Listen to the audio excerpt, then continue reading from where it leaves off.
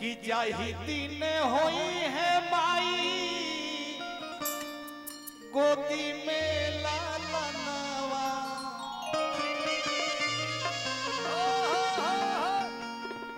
तोहरो दुआरी बाजी अरे बरहो जनवा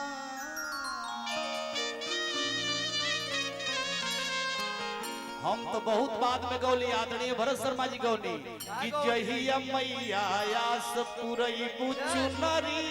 लाल चढ़ाई भी हो बांझ के नाम बुताई तहिया खोइछा भरे आई भी हो ओकरे पिठिया पर विष्णु भैया गौलन 2-3 साल बाद किलो रवे से देवल धोवे लो रवे पाटावे माई बाधिनी सेवका जय हो लो रवे ढारे ले निमिया वो पहुंचल दरबार मन्नत मांगतिया कहतिया कि जाहि दिने होई है माई गोदी में ललनावा तोहर दुआर बाजी बरखो बाजनवा जाहि दिने होई है माई गोदी में ललनावा तोहर दुआर बाजी बरहो बाजनवा झुम झुम नचन माई पूजब चरनिया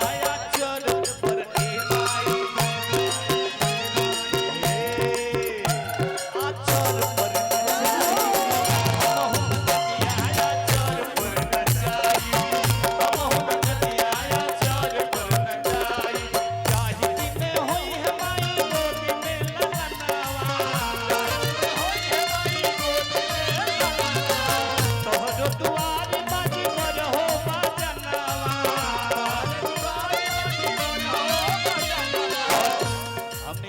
बड़ भाई अमरेंद्र सिंह जी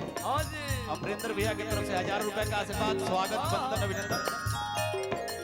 झुम झुम नाचब माई पूजब चरनिया चर पर के माई आचर पर नचाई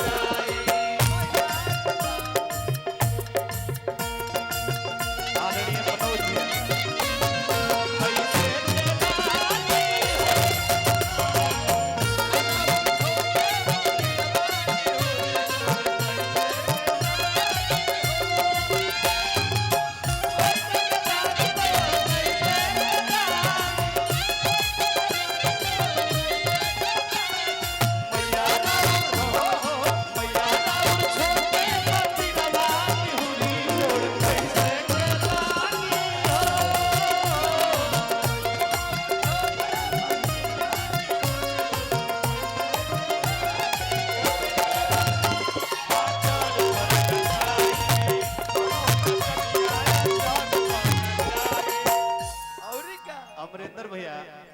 मजाको के टूना बाबू हद होला मनोज भैया कहत रहे खड़ा बनी हम नाव बोलवा तरह से मेहरारू के हम कनी के जाय द तोहरे मेहरारू नहीं कोनो दूसरा के मेहरारू के नाव नहीं खस के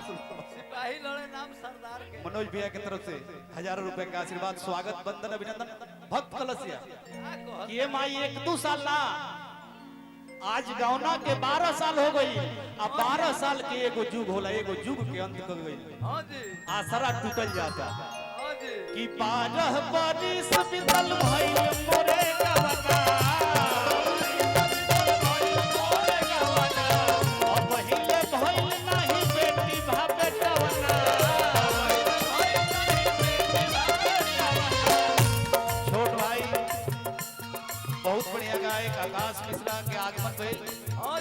नया सिंह निष्ठा तहे दिल से सम्मान स्वागत वंदन अभिनंदन कबेले आपके देखे खाती हाय हाय हाय और बेटा श्री दया शंकर उपाध्याय जी आपके तरफ से हजारों रुपए का आशीर्वाद यही तरह भगवती पद प्रतिष्ठा बनौले रखल हमारा नेहा बुझाइला कि हम ही से कराहे आ गेल बे हाँ जी फिर भी स्वागत बा कबे ले हऊ उनके के हऊ है टूना सिंह हां हाय हाय हाय हाय हाय हाय कैसे बारह बरिस बितल भइल मोरे कवना अब हिले भइल नाही बेटी भावे कवना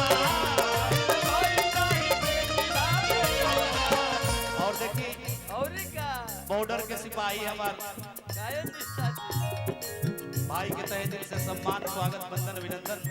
यही तरह ओझा बनाओ घर भाई के और पुनः तहे दिल से सम्मान स्वागत करतली भगवती यही तरह पद प्रतिष्ठा बनौले रखस फोटो एगो खींच ले जल्दी हो यही तरह जहाँ रह तहारा तरह भगवती के आशीर्वाद बन रहे इधर देत रहो कि 12 बरिस बितल भइल मोरे कवना